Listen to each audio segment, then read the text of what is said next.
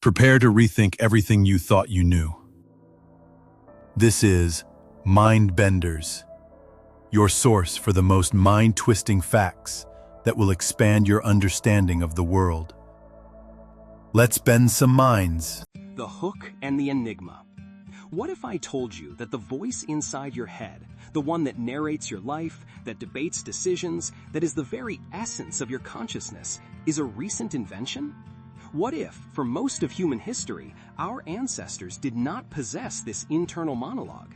Imagine a mind without introspection, a mind that, in moments of crisis or decision, didn't think, it received a command from an external, authoritative voice that it perceived as a god.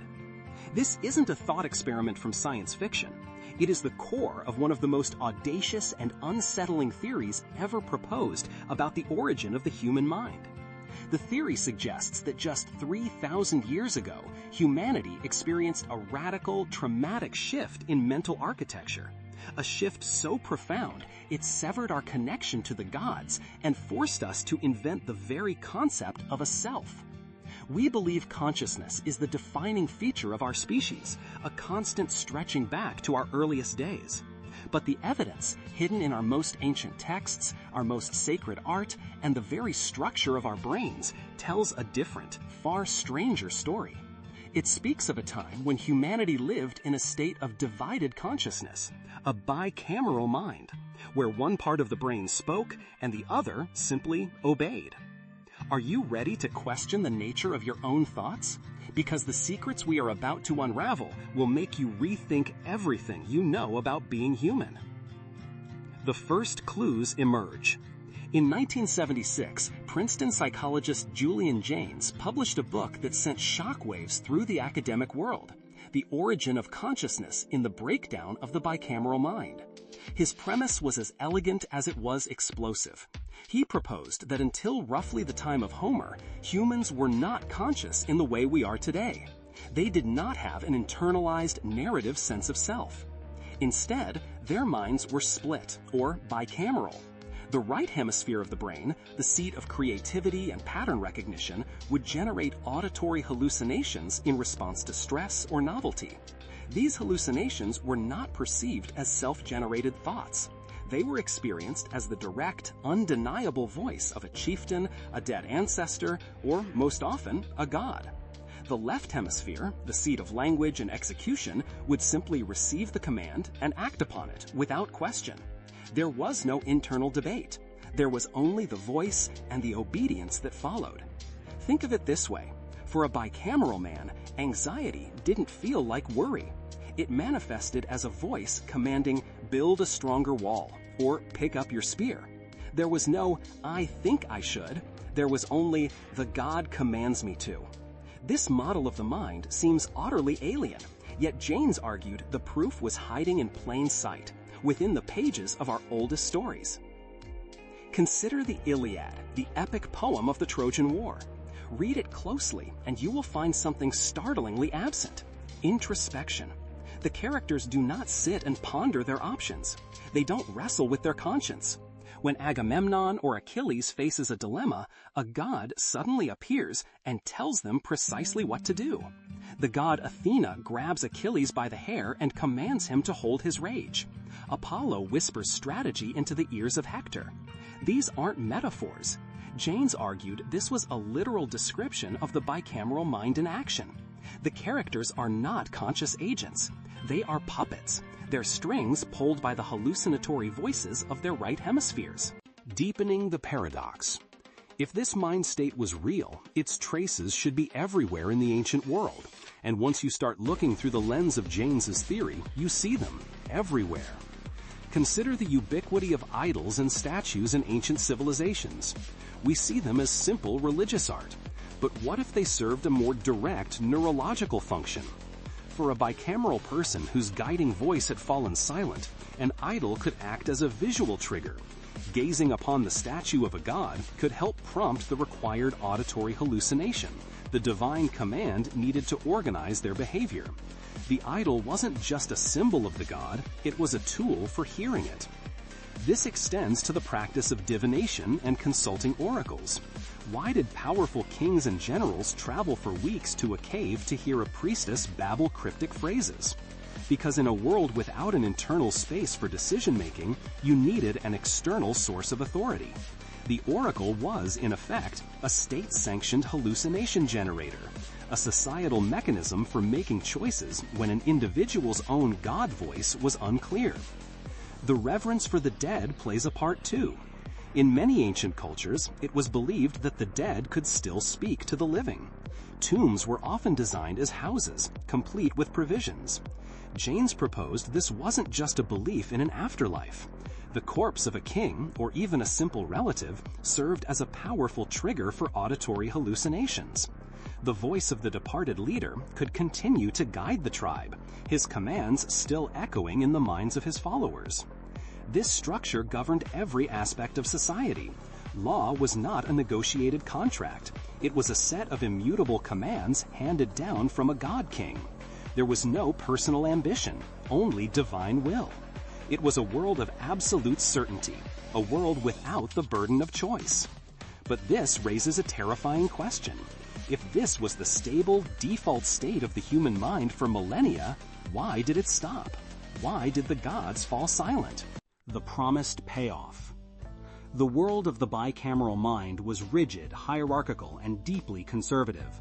It functioned perfectly as long as society remained small, isolated, and unchanging. But history does not stand still, and around 1200 BCE, the world was thrown into chaos. This period is known as the Late Bronze Age collapse. Within a few decades, the great empires of the Mycenaeans, the Hittites, and the Egyptian New Kingdom crumbled. Trade routes vanished. Cities were burned to the ground. Mass migrations of desperate, starving people swept across the land. It was an apocalypse. And in this chaos, the bicameral mind was shattered. Think of the neurological mechanism Jaynes proposed. A stable, predictable society reinforces the authority of the God voices. The king's voice is the God's voice. The priest's command is the God's command. But what happens when your city is overrun by foreign invaders who speak a different language and worship different gods? What happens when your king is killed, your temple is destroyed, and the divine commands that have ordered your entire life suddenly lead to disaster? The system broke down. The voices, once a source of infallible guidance, became contradictory and unreliable. The god of your village tells you to fight, but the god of the invading army is stronger. Your king's voice commands you to stand firm, but you see him slain before your eyes. The neurological pathways that supported the bicameral system were overwhelmed by the sheer complexity and terror of this new world. The gods fell silent. And in that silence, humanity faced an unprecedented existential crisis. For the first time, there was no voice to tell us what to do. We were alone, adrift in a sea of chaos, with no internal compass. And it is right here, in this moment of terrifying silence, that the greatest revolution in human history occurred. The answer to what happened to the bicameral mind is the key to understanding the birth of consciousness itself. The mind, in order to survive, had to invent a new way to think. Part 5. The profound conclusion. Imagine the terror. The divine GPS that has guided your every action is gone. The world is a storm of confusing, contradictory information. To survive, you must find a new way to navigate reality. You must create an internal space where you can weigh options, simulate future outcomes, and create a story that makes sense of the chaos. You must invent a self. This is the birth of consciousness as we know it. Jaynes argued that the mind, deprived of its external commands, turned inward. It began to use language not as a set of commands, but as a tool for creating an analog I inside a mental space. We learned to see ourselves doing things in our mind's eye. We learned to ask, what if? We developed the ability to create a narrative of our past and project possibilities into the future. This internal narrative is what we now call consciousness. The evidence for this dramatic shift is once again found in the texts. Compare the Iliad to the Odyssey. composed just a few generations later. The hero of the Odyssey, Odysseus, is a completely different kind of human. He is not a puppet of the gods. He is cunning, deceptive, and relentlessly introspective. He lies, he plans, he reflects on his mistakes. He has a rich internal life. He is a conscious man, a man with a mind full of his own thoughts. The emergence of written law codes, like those of Solon in Greece, replaced the direct commands of a god king. Prophecy changed too. Instead of the direct, clear commands of the bicameral era, prophets like those in the Old Testament began to deliver complex, metaphorical warnings that required interpretation. The book of Amos, for example, is filled with phrases like, "The Lord God has spoken. Who can but prophesy?" This is the voice of a man trying to understand the source of his own novel thoughts, attributing them to a now distant God. It is the sound of the bicameral mind breaking down and consciousness being born from the rubble. We are the children of that breakdown. Our ability to reason, to create art, to feel nostalgia, to dream of the future, all of it is built upon the foundation of that ancient silence. We learn to talk to ourselves because the gods stopped talking to us. The final mind-bending twist. The theory of the bicameral mind is not without its critics. Many scientists view it as unfalsifiable speculation. But its explanatory power is immense, and it leaves us with one final haunting thought. If this mental state was once the default for all of humanity, is it truly gone, or does it linger, a ghost in our neurological machine? Consider the phenomenon of schizophrenia. Patients often report experiencing auditory hallucinations, authoritative voices that issue commands or provide a running commentary on their actions. From a Jaynesian perspective, this isn't a disease in the traditional sense. It's a throwback, a vestige of the bicameral mind reasserting itself in a world not built for it. Think of the flow state described by artists, musicians, and athletes. They speak of moments where their ego dissolves, where they feel guided by a force beyond themselves, where the work seems to create itself. Is this a controlled, functional return to that state of effortless action, the right hemisphere taking over and the conscious I stepping aside? What about religious glossolalia or speaking in tongues? Or the profound, life-altering commands people feel they receive during moments of intense prayer or meditation? Are these simply psychological phenomena, or are they echoes of the way our brains were once wired to work? Even the simple act of thinking, the internal monologue you experience every day, has a strange bicameral quality.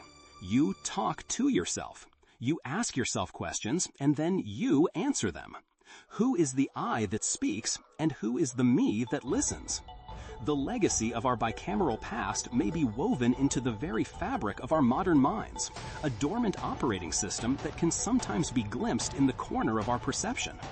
It's a reminder that the seemingly solid foundation of our consciousness may be far younger and far more fragile than we imagine. So the next time you hear that quiet voice in the back of your head, offering advice, debating a choice, or narrating your day, take a moment and ask yourself, is that really you? Or is it the faint, fading ghost of the God that once lived there? The world is full of fascinating paradoxes, isn't it? We hope today's facts truly bent your mind. If you're ready for more daily revelations that challenge the norm, subscribe to Mindbenders. Don't forget to ring the bell so you never miss a new video. Until next time, keep questioning.